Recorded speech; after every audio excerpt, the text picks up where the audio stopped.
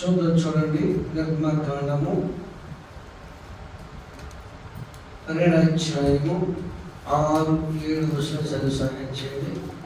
నిర్గమకాండము 2 6, 7 వచనాలు. నిర్దోషమైన ఏడాది మగపిల్లలను తీసుకునవలెను. గొర్రెలు ఉండేను, మేకలు ఉండేను, దాన్ని తీసుకొనవచ్చు. ఈ నెల 14 దినం వరకు ఉంచుకొనవలెను. తరువాత ఇశ్రాయేలు సమూహం వారందరూ తమ తమ కూటములలో సాయంకాలమందు దానిని చంపి తీసి తిని ఇళ్ళ ద్వార బంధములకు 2 నిలుకొమ్మల మీదను చల్లి ఆ రాత్రి కాల్చబడిన పొంగని రొట్టెలు చాలు. ప్రార్థన చేసుకుంటూ పరిశుద్ధుడా వందనాలు తండ్రి, నీకు స్తుతులు చేస్తూ ఉన్నాను రాజా. కొద్ది నిమిషాలు నీ బిడ్డతో మాట్లాడుతున్నాను. నేను మాట్లాడితే వ్యర్థము, మీరే నీ బిడ్డతో మాట్లాడలేదు. ఏ మాటలు అవసరం మాటలు పలికించగలిగించింది గ్రహించే మనస్సు నాకు మాకు అందరూ దయచేయండి. అందరితో మీరు మాట్లాడి మహిమ పొందుతారని నజరేయుడైన యేసు నామమున వేడుకుంటున్నాను తండ్రి, ఆమేన్. ప్రభువు దేవుని బిడ్డలారా, ఈ యొక్క లేఖనాలు మనం జాగ్రత్తగా ఆలోచించగలిగినప్పుడు, పరిశీలన చేయగలిగినప్పుడు, దేవాతి దేవుడు ఐగుప్తు దేశంలోనికి మోషే గారిని పంపించి మోషే గారి చేత ఐగుప్తులో బానిసత్వంలో బ్రతుకుతున్న వారిని విడిపించుకోవడానికై మోషే గారితో పాటు దేవుడు కూడా దిగి వచ్చి ఆ దేశంలో ఇశ్రాయేలు ప్రజలను విడిపించినప్పుడు ఫరో దగ్గర అద్భుతాలు చేయడం జరిగించాడు. అద్భుతం జరిగినప్పుడల్లా భయపడేవాడు మరలా దేవుడే వారి హృదయం కఠినపరిచని బైబిల్ మనకు సెలవిస్తూ ఉంది. లాస్ట్ పైన తెగులు ఏమిటంటే ఐగుప్తు దేశంలో ఉన్న తొలసూరు సంతతిని మాత్రమే నాశనం చేస్తూ ఉన్నాను.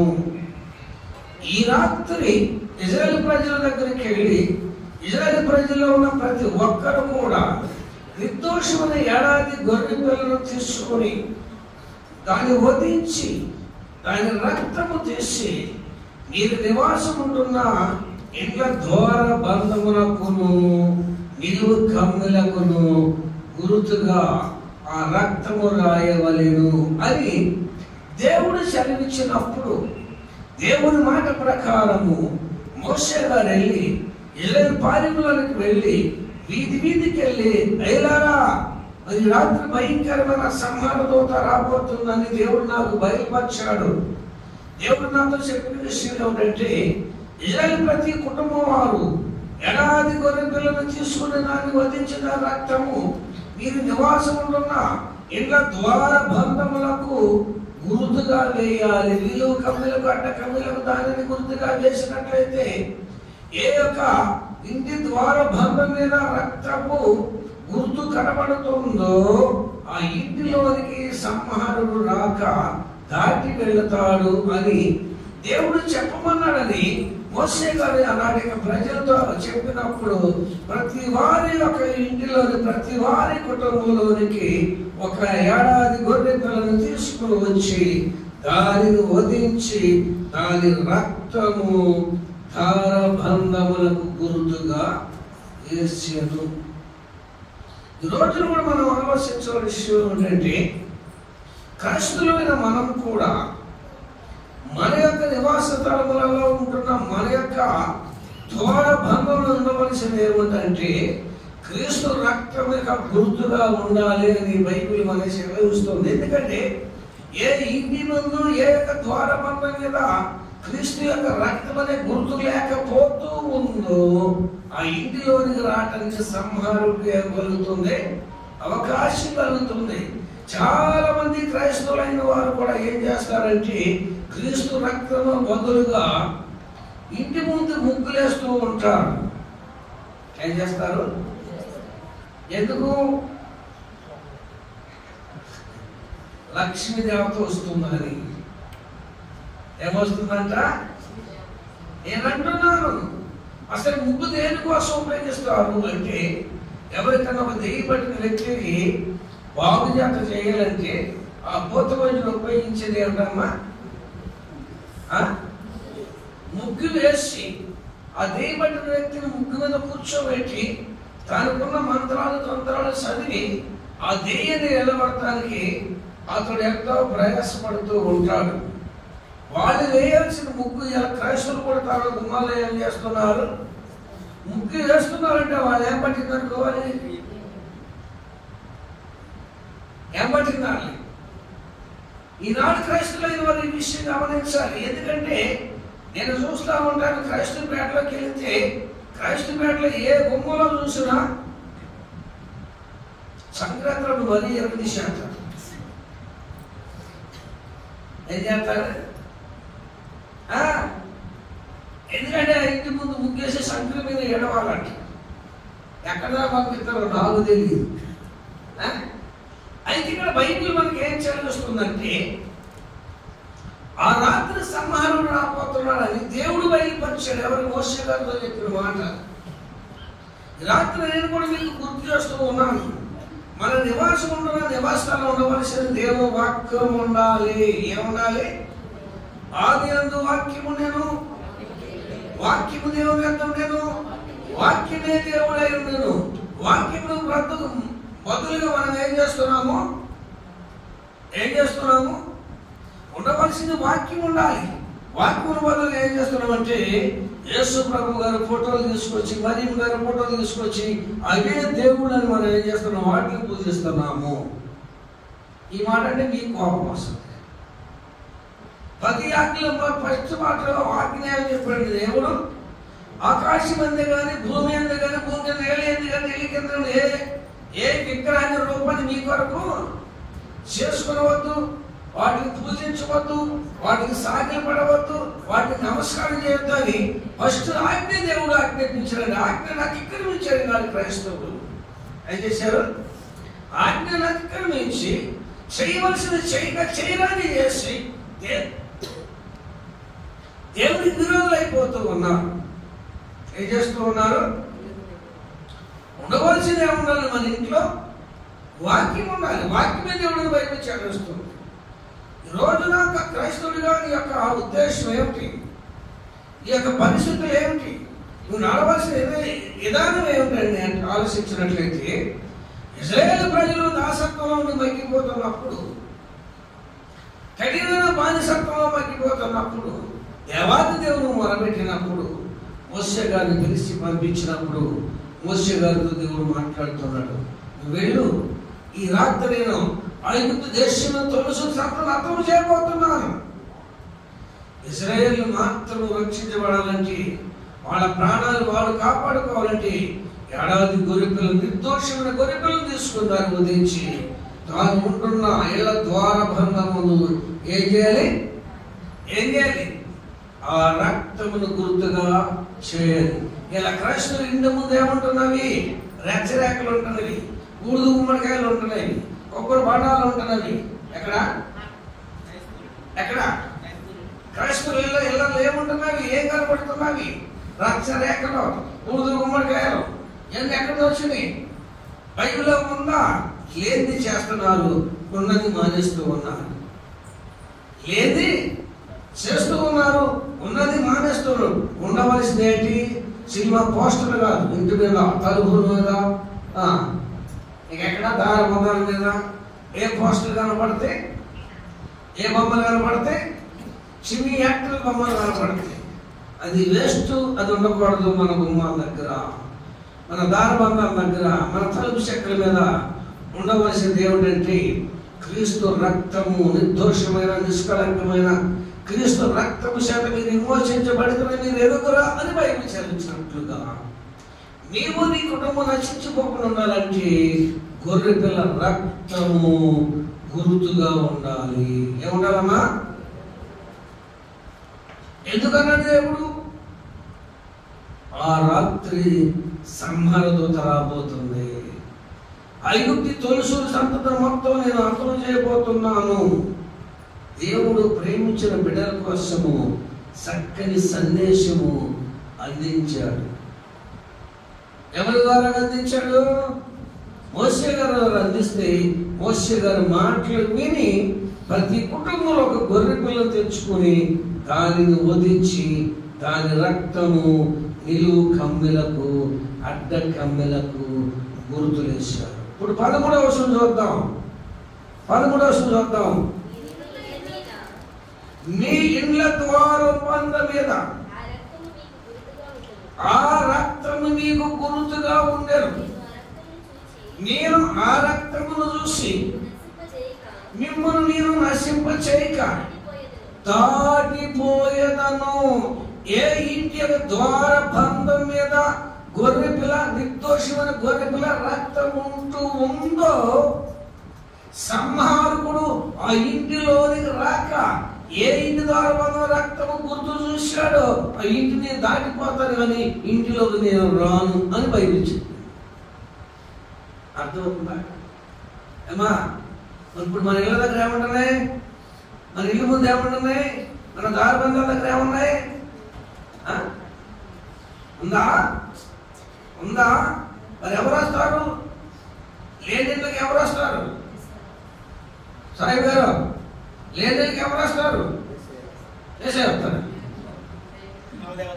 ఆ రక్తము గుర్తు లేని ఇంట్లోకి ఎవరు వస్తారు అంటే వేసే రాడు, సంహారుడు వస్తాడు. ఎవరు వస్తారు? మరణ దూత ఇంటిలో ఏర్పాటు చేస్తూ ఉంటది. మరణం జరుగుతాయి, జబ్బులు వస్తాయి, కలహాలు జరుగుతాయి, గొడవలు జరుగుతాయి. ఇదంతా జరగడానికి కారణం ఏంటంటే నువ్వు తెచ్చిపెట్టుకున్న ఇంటిలో ఏం తెచ్చిపెట్టుకున్నావు? ఏం తెచ్చిపెట్టుకున్నావు? ఏ ద్వారబంధం మీద గొర్రెపిల్ల రక్తము గుర్తుగా ఉంటుందో, ఏ ఇంటి ద్వారబంధం మీద గొర్రెపిల్ల రక్తము గుర్తుగా కనబడుతుందో సంహారకుడు లోనకు రాడు అంట. నేనలేదు ఈ మాట. ఆలోచిస్తున్నారా ఏమా? ఆలోచిస్తున్నారా? అంటే ఆలోచిస్తున్నారు. ఇప్పుడు మన ఇంట్లో ఏముంటుంది? మన ఇంటి ద్వారబంధం మీద మన ఇంటి ముందు ఏముంటున్నావే దెయ్యాలు వస్తున్నాయని చెప్పేసి ఏమరా ఏం పెట్టుకుంటున్నారు? వీళ్ళు పాత చెప్పు బొమ్మలు వేస్తారు, సీపురోడు బొమ్మలు వేస్తారు. పాత చెప్పులు సీపులు ఎత్తే దెయ్యాలు రాకుండా అవుతాయా? అండ్ మా దగ్గర ఒక అమ్మాయి వచ్చింది, దెయ్యాలు పట్టిన అమ్మాయి. కులం పేరు వద్దులేండి. వస్తే ప్రార్థనలో వచ్చే ప్రార్థన చేస్తాం.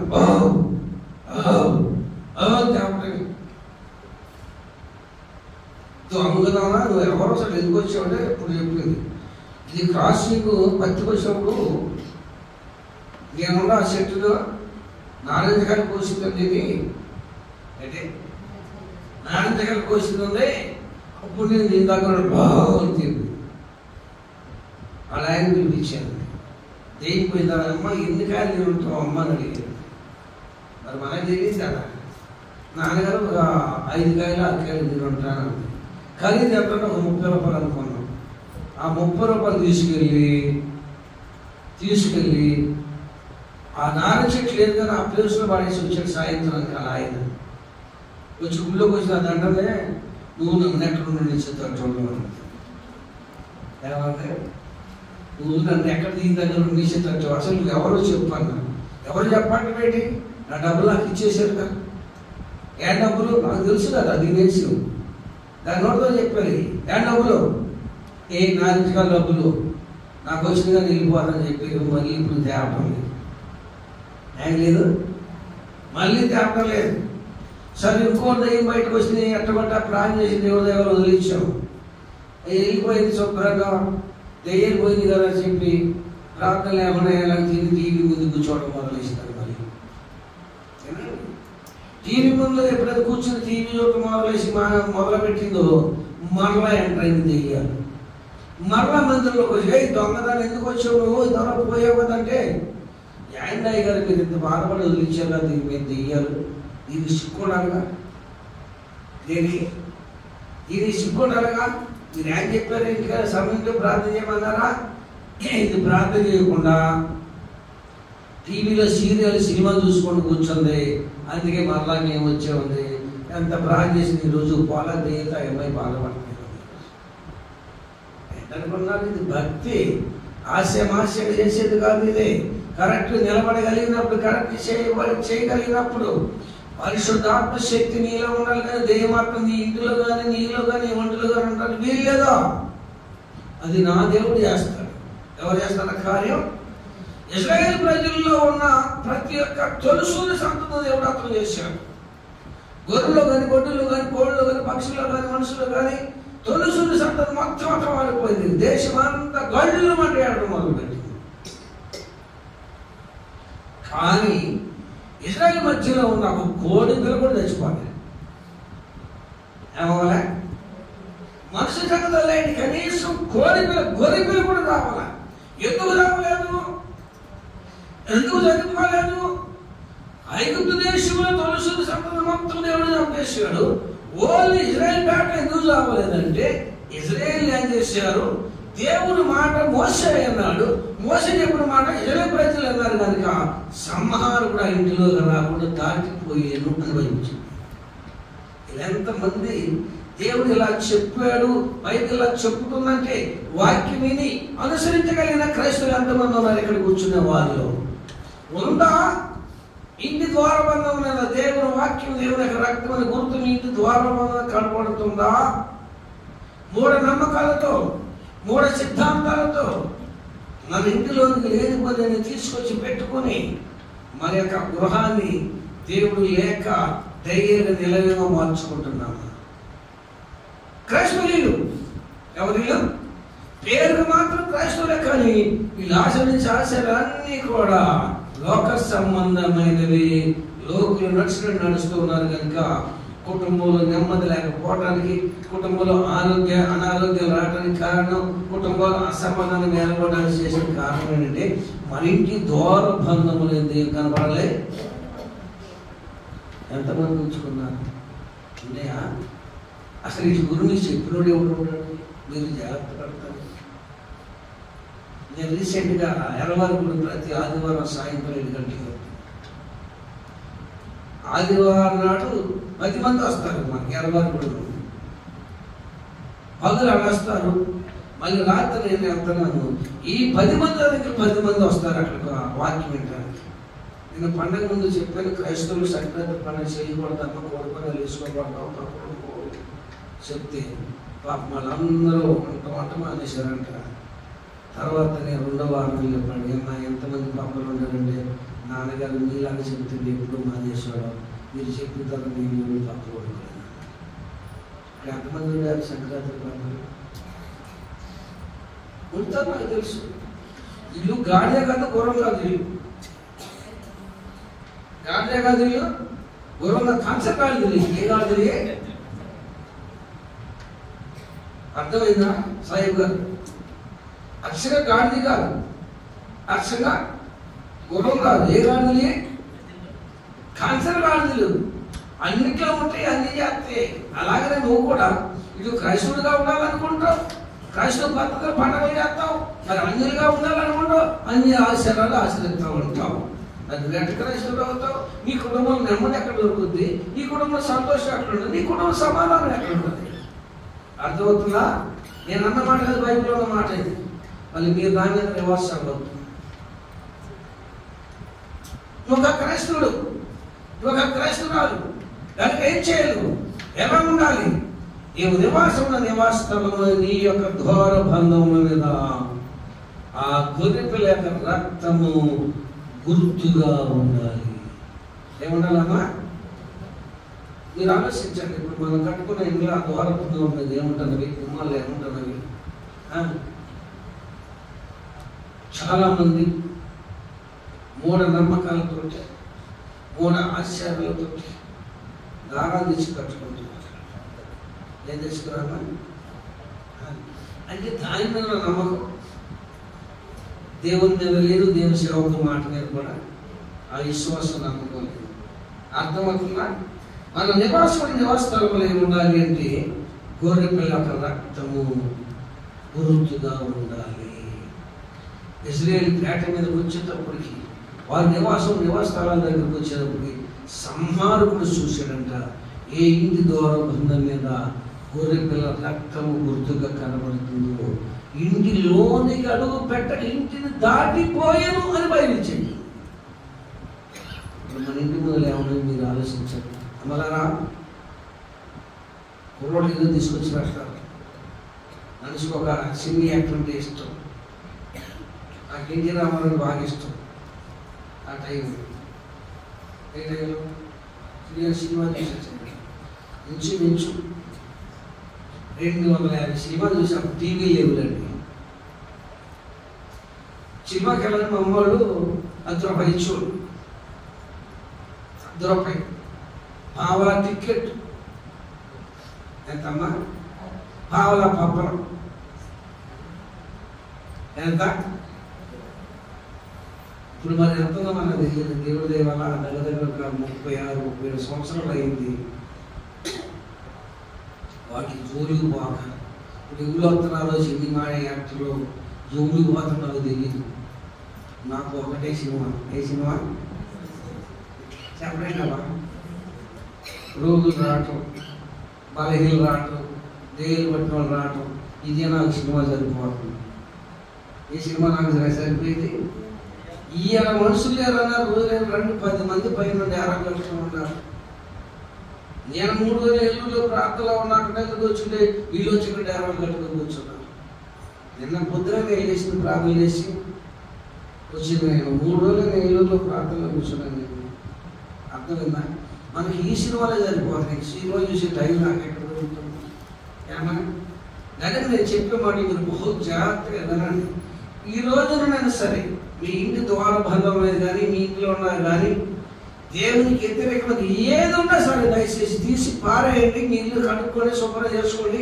మీ ద్వార బంధంలో దేవుని వాక్యం వేయండి, రాయండి, గుర్తుగా ఉంచండి. సంహారకుడు ఆ ఇంటిలోనికి చెప్పండి, ఆ ఇంటిలోనికి అది 50 లక్షలతో ఇల్లు కట్టుకుంటారు, 10 లక్షలతో ఇల్లు కట్టుకుంటారు. ఆ ఇంటి ముందు పెద్ద గాతల బొమ్మ తీసుకొచ్చి మరి ఏంటంటే చుట్టుదారుకుంటారు. దేనికి? ఇంటి చుట్టుదారులుద్దా? ఏంటమ్మా? మనుషులు చుట్టుదారులుద్దా? ఏంటిదే? ఏంటమ్మా? మూఢనమ్మకాలు. ఏ నమ్మకాలు? మూఢనమ్మకాలు. ఈ మరి ఆడమంది మనం చెప్పిన మగవాళ్ళు కదా తింటాం. వీళ్ళు అసలు అది చేయకూడదా, ఇది చేయకూడదా, మీ గుడికి వెళ్ళాలి కదా, మేము పాపం చేసేవాళ్ళం కదా, ఈ సింగనాలను తక్కువ తీసుకొచ్చి పెట్టారు, అది కాదు ఇది కాదు అన్నది ఏది కాదు, బైబిల్ ఉన్నామని చెప్తారు. ఏమో మీకు అర్థమైందా? సంహారకుడు ఇజ్రాయేల్ యొక్క గ్రామంలోనికి వాళ్ళ నివాసన ప్రాంతాలకు ఎందుకు వెళ్ళలేదు, ఎందుకు అక్కడ కోడి పిల్ల కూడా చచ్చిపోలేదంటే దేవుడు చెప్పిన మాట మోసే అన్నాడు. మోసే చెప్పిన మాట ఇజ్రాయేల్ ప్రజలు విన్నారు కనుకనే సంహారకుడు వాళ్ళకే. మరొకసారి చదువుతున్నాయి. అందరూ బైబిల్ చూసారా? మీరున్న ఇండ్ల మీద ఆ రక్తము మీకు గుర్తుగా ఉండును. నేను ఆ రక్తమును చూసి నశింపచేయక దాటిపోయేదను. ఇజ్రాయేలు దేశం అంతా అల్లకొల్లాలం అయిపోయిందండి. గళ్ళు పట్టేసారండి. ఏ కుటుంబంలో చూసినా తొలుసులో మొత్తం చచ్చిపోయారు. ఆడ మగ తేడా లేకుండా అందరూ చచ్చిపోయారు. కోడి పిల్లలేంటి, దూడలేంటి, పేకలేంటి, గొర్రెలేంటి అన్ని కూడా తొలుసుడు సంతత మొత్తము హతమార్చేసింది సంహారకుడు. కానీ ఇశ్రాయేలు ప్రజల్ని ప్రేమించిన దేవుడు చక్కని మాట తెలియజేశాడు. ఈ రాత్రి మీకు అదే చెప్తున్నా, జాగ్రత్తగా రండి. మా అర్థమవుతుందా? మనం ఉంటున్న నివాస స్థలంలో ఏముండాలి? రాజమండ్రిలో సేవ చేసే మీకు తెలుసా? తెలుసు. కొత్తలో వచ్చేవాడు నాతో. ఆ లావుడు కొత్తగా పెళ్లి చేసుకున్నాడు. ఆ లావుడు దెయ్యాలు ఉన్నాయి. ఏమున్నాయి? దెయ్యాలు ఉన్నాయి. అక్కడింటికి లోకాలు మా ఇంటికి వచ్చారు. అప్పుడు మీ చిన్న శుద్ధిలో ఒక పక్కన మేము, ఒక పక్కన గేదలు. మేమేం చేసేటప్పుడు ఈ క్యాలెండర్ ఉండే వాక్యాలు తీసుకొచ్చి దాన్ని ప్రేమ కట్టించుకుని ఇంట్లో ఆ గదిలో పెట్టుకున్నాను. ఆ గుమ్మ నాకు వచ్చే దెయ్యం లోనకు అడుగు పెట్టేది. చిన్న శుద్ధిని లోనకు అడుగు పెట్టేది కాదు. మరి బయటనే ఆ టెండర్ అయ్యేది. ఓ దొంగతనం, నువ్వు ఎందుకు పోతావు? వాకి రావట్లా అంటుంది, మీ ఇంట్లో వాక్యం ఉండగా అందుకే నేను లోనగా రాలేకపోతున్నాను. ఏమంటుంది? ఇప్పుడు మందిరాలు ఏమంటుంది? మందిరాలు ఏమంటుంది? ఎలా ఏమండి అంటే అపోస్తల కార్యాలు 11వ అధ్యాయం 9వ వచనం చూడండి. ఎంత శాపగ్రస్తులుగా మార్చుకున్నాం మన కుటుంబాలు మన చేతులు ఎంత శాపగ్రస్తులుగా మార్చుకున్నాం చూడండి. కాబట్టి మనం దేవుని సంతానమై ఉండి మనుషుల చమత్కార కలపలమాలను మలసబడిన బంగారమునైనను ఎండినైనను రాతినైనను దేవుడిగా పోలినని మీరు తలంచవద్దు. మనుషుల చమత్కార కల్పన వల్ల మలచబడినవే తప్ప నిజ స్వరూపం దానిలో లేదు అని వాక్యం చెప్తుంది. ఏమంటే ఎందులో లేదు? అది ఎలా పుట్టింది? అది మనుషుల చమత్కార కల్పన వల్ల. యేసు ప్రభు గారు ఎలా ఉంటాడు, మరియం గారు ఎలా ఉంటుంది, వాళ్ళు ఎలా ఉన్నారు, ఏళ్ళు ఎలా ఉన్నారు, ఇలా తలంపులు ఉంటుంది తలంపే తప్ప అది నిజమైన దేవుడు కాదు అని బైబిల్. నేను ఏమా మీకు చాలాసార్లు చెప్పే వాక్యాన్ని మరలా గుర్తు చేస్తున్నాను. ఏమంటే మనుషుల చమత్కార కల్పనలో మలచబడినవి. ఏంటి? మనుషుల చమత్కార కల్పనలో మలచబడేవి ఎండినైనను బంగారమైనను రాతినైనను రాగినైనను దేవత్వము పోలి ఉన్నదని మీరు తలంచవద్దు. మీరు దేవుడు సంతానమై ఉంటే అన్నాడు. ఈరోజు క్రైస్తవులు ఎంతమంది పోపులు అడిగారు, ఎంతమంది క్రైస్తవులు జాబు తగ్గిపోతున్నారు. నష్టాలు రావా, కష్టాలు రావా, శ్రమలు రావా, బాధలు రావా. దానంతటికి కారణం ఎవరు అడుగుతున్నాను. దానంతటి కారణం ఎవరు? నువ్వు కావాలని కొని తెచ్చి ఇంట్లో పెట్టుకుని కుటుంబాన్ని ఏం చేస్తారో శాపగ్రస్తంగా మారుతున్నావు. నేను అన్నమాట అయితే నీకు కోపం వస్తుంది, అన్నమాట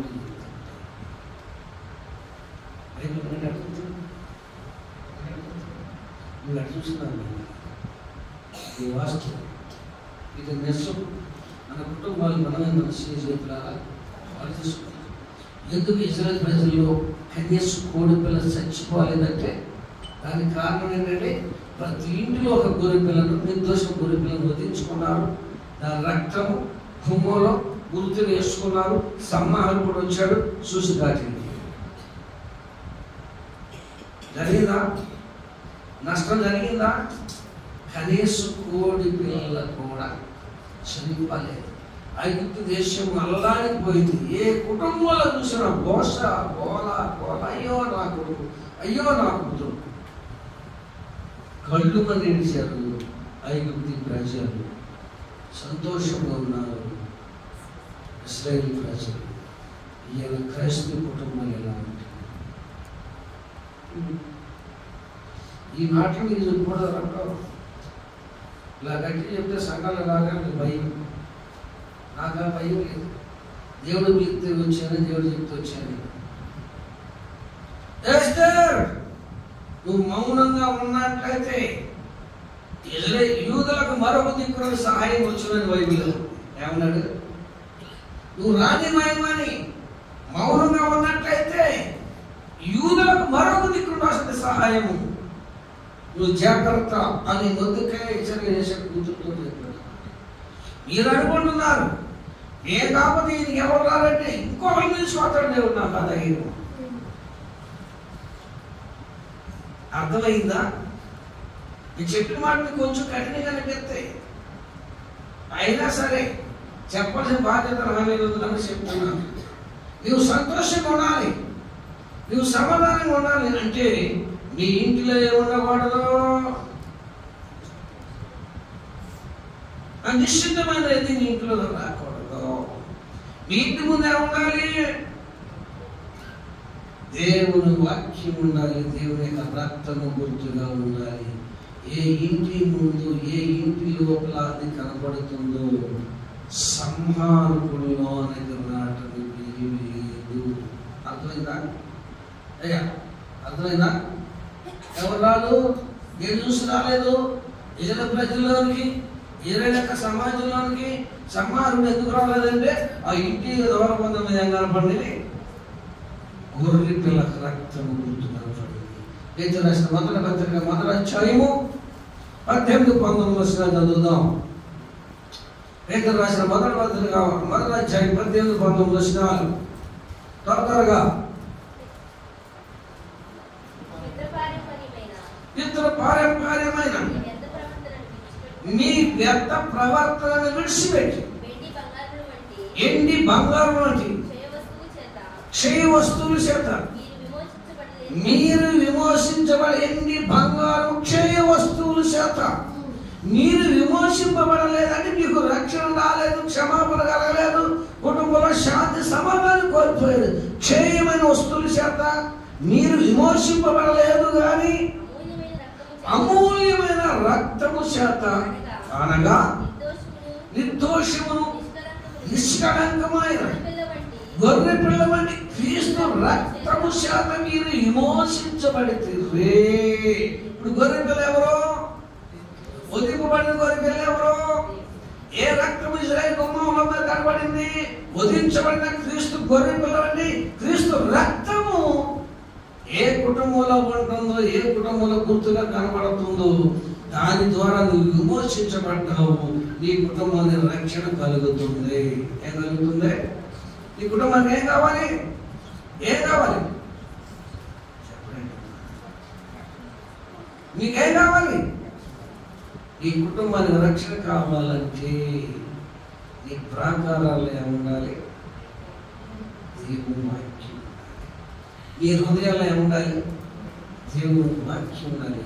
మన కీర్తనలు ఏదో చేశారే, మన కీర్తనలు ఏదో నడిచారులే అని కూడా అలాగా నడిచేద్దాం అనుకుంటే దానివల్ల మీకు క్షమాపణ, ఎమోషన్ రాలేదు. అర్థమైందా? ఉన్నాయా? పొద్దున్న మూల కట్టాడు తీసుకెళ్ళి పాడేశాడు. ఉంటాయి తెలుసు, చెప్పాను కదా. క్రైస్తవులు కాదు, ఇటు లోకస్తులు కాదు, ఇటు గాడిద కాదు, అటు గుర్రం కాదు. గాడిదే ఏ గాడిద? కల్చర్ గాడిద. నేను సాయంకాలం నవ్వుతున్నాను. ఎవరి చెప్పండి అమ్మా, అవసరం తెచ్చుకోండి. నేను చెప్పింది వాక్యం చూపించి మాట్లాడేది అమ్మా. వాక్యం ఎక్కడ చెప్తే నేను తప్పు చేసిన అవుతాను, మిమ్మల్ని తప్పుకు మార్గంలో చూసుకున్నాను. ఉన్నది కనుకనే చెప్పి బాధ్యత నాకు ఉంది కనుక నేను తెలియజేశాను. పొద్దున్న మొత్తం ఏమో చూడండి. శాపరస్తం అనేది మన ఇంట్లో ఉంటుంది. ఏం లెక్క అసలు ఇంట్లో మీరుంటున్న ప్రతి ఇంట్లో ప్రార్థన చేసి ముందు పెట్టుకోండి. సురేష్ చెప్తున్నాడు, ఊళ్ళో ఉంటే ఆ ఊళ్ళో దేవం వచ్చిందంట. ఎవరు తిన్నాయా? ఆ రూమ్లో కుర్రోడు మీద పడి నొక్కిందంట. ఉదయం మీద పడి నొక్కిందంట. అమ్మ ఇంట్లో ఊళ్ళో తీవ్రంగా ఉండని వెళ్ళిపోతానంట. మనోడి అందరు శుభ్రాన్ని పూజలు చదువు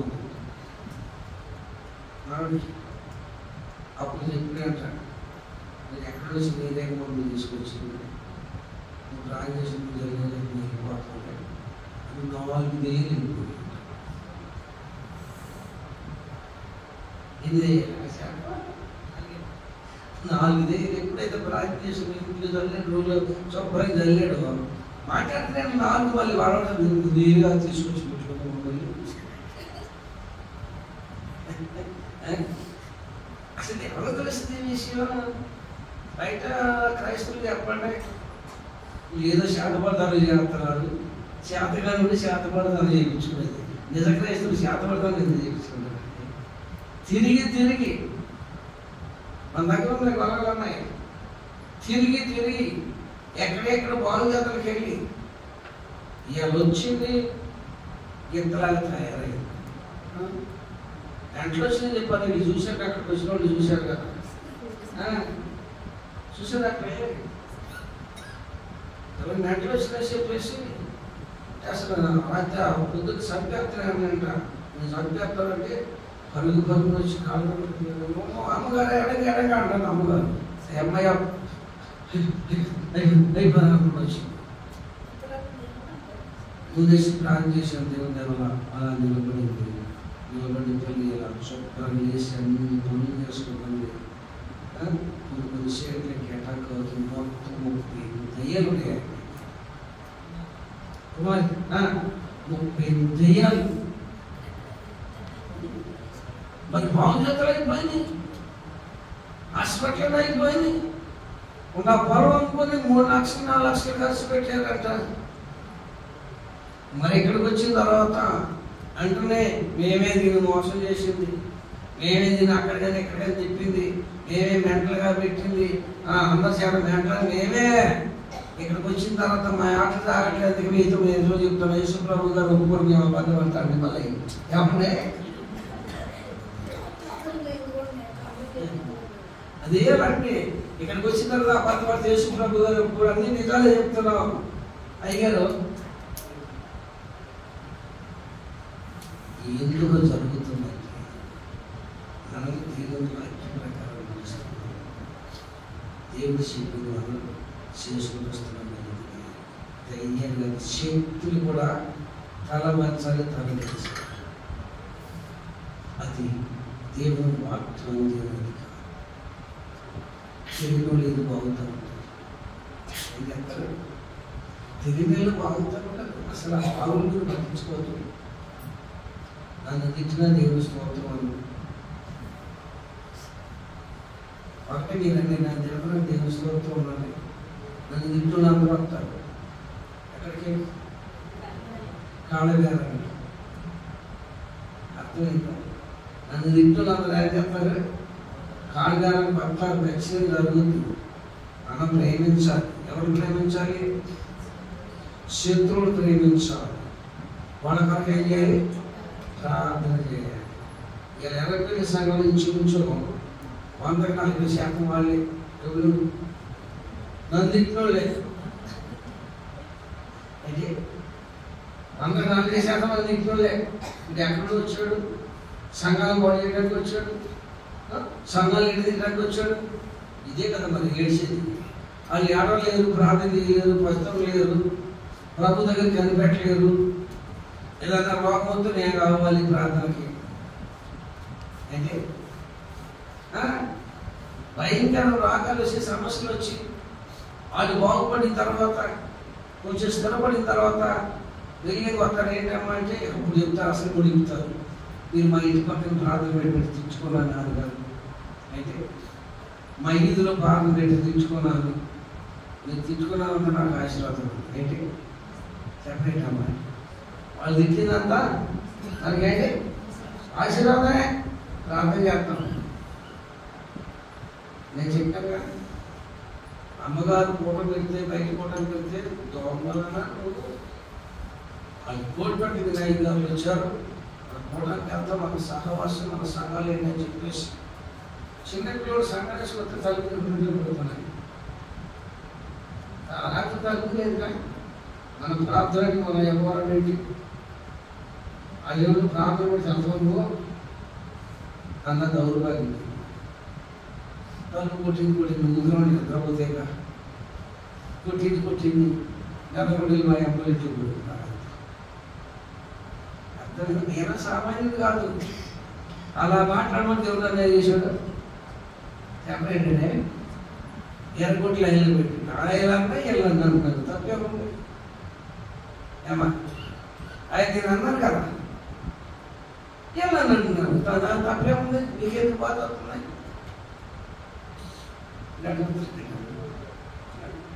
నేను అలాంటి ఎలాంటి మన యొక్క ప్రార్థన ఏంటి? మన సంఘం ఏంటి? అడెవడో వస్తే ప్రార్థన పెడితే వెళ్తావా? అది కోటి పడుతున్నాయి కాదు.